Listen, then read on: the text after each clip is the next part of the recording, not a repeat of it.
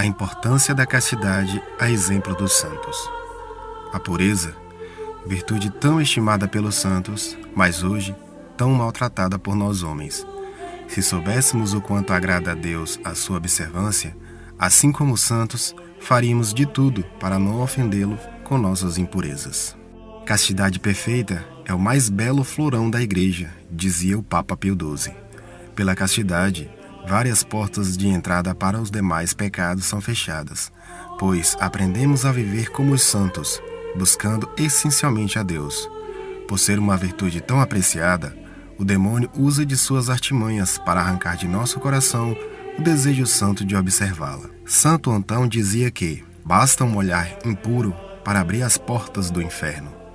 Quando São Luís Gonzaga teve conhecimento desta frase, começou a guardar os seus olhos com tanta radicalidade, chegando ao ponto de não olhar nunca para as demais partes dos corpos das mulheres, apenas para os seus olhos. Devemos guardar os nossos olhos, porque, como dizia São Domingos Sávio, são duas janelas, onde pode passar anjos como demônios. Disse nosso Senhor Jesus Cristo: a lâmpada do corpo é o olho. Portanto, se o teu olho estiver são, todo o seu corpo ficará iluminado. Mas se o teu olho estiver doente, todo o teu corpo ficará escuro. Pois, se a luz que há em ti são trevas, quão grande serão as trevas. Mateus 6, 22, 23. São Luís Gonzaga, em todo o tempo de sua vida, nunca sentiu o menor estímulo ou movimento carnal no seu corpo, nem pensamento ou representação desonesta no espírito, que fossem contrários ao propósito que fizera de ter uma castidade perfeita. Este privilégio transcendente de tal modo toda a força industrial humana, que bem mostra ter sido dom particular de Deus por intercessão de sua Mãe Santíssima. Quando se deve apreciar esta isenção, conhecerá que São Paulo, ou falasse de si ou de outro, 3 vezes implorou a Deus a graça de livrá-lo do aguilhão da carne.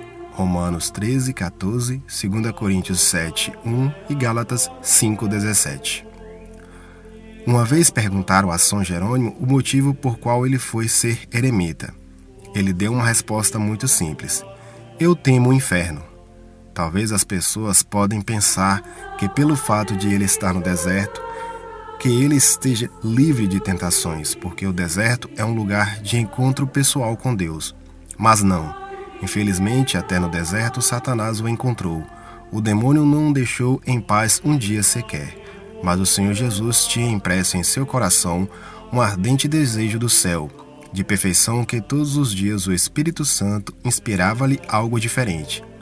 Temos que ficar atentos às moções do Espírito Santo de Deus. São Jerônimo fazia de tudo, mas um certo dia a tentação veio com tanta força que ele teve que pegar uma grande pedra e começar a bater no peito.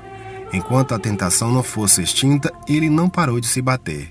É claro, como dizia São Francisco de Sales, que os atos dos santos nos sirva de lição, porque diz a palavra do Senhor: vós ainda não resistes até o sangue em vosso combate contra o pecado.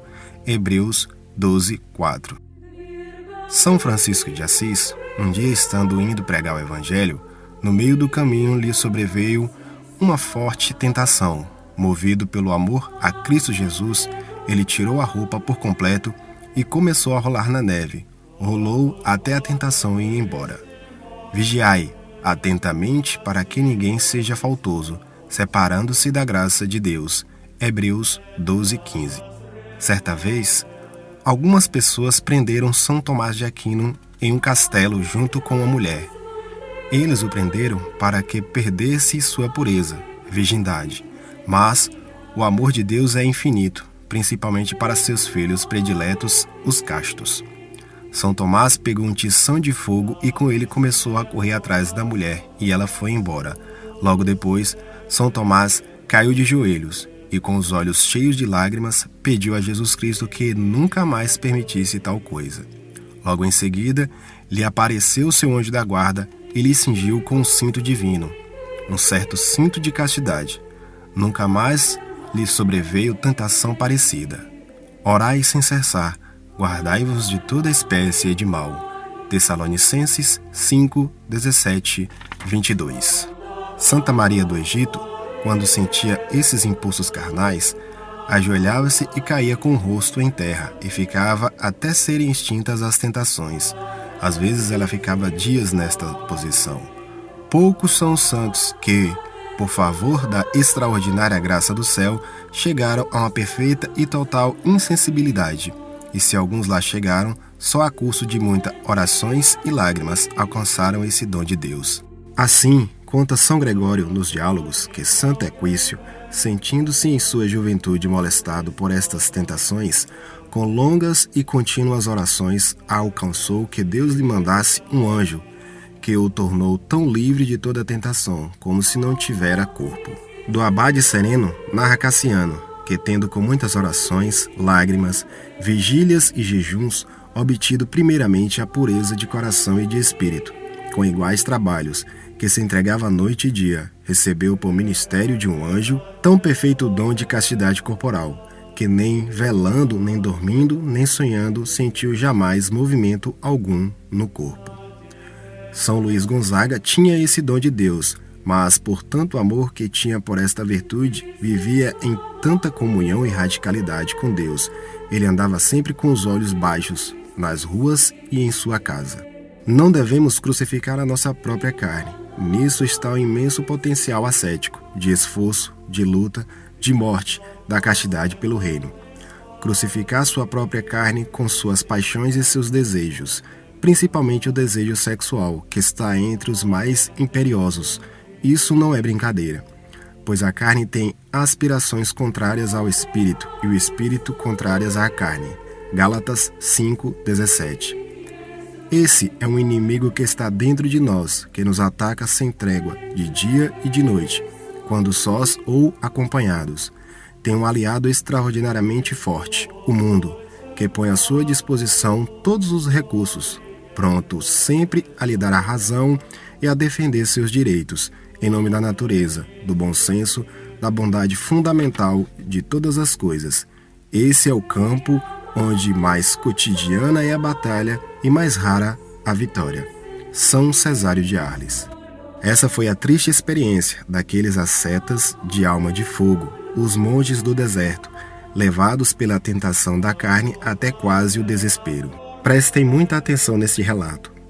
Por 12 anos, depois de meus 50 anos, o demônio não me concedeu nenhuma noite, nem um dia de trégua em seus assaltos. Pensando que Deus me tivesse abandonado e que exatamente por isso estivesse sendo dominado pelo inimigo, decidi antes morrer, de forma irracional, do que sofrer a vergonha de cair por causa da paixão carnal. Saí e, depois de ter vagado pelo deserto, encontrei a toca de uma hiena. Ali, meti-me nu durante o dia, para que as feras me devorassem quando saíssem. Depois de diversas tentativas semelhantes, ouvi dentro de si uma voz que lhe dizia no pensamento: vá embora, Pocômio, e lute.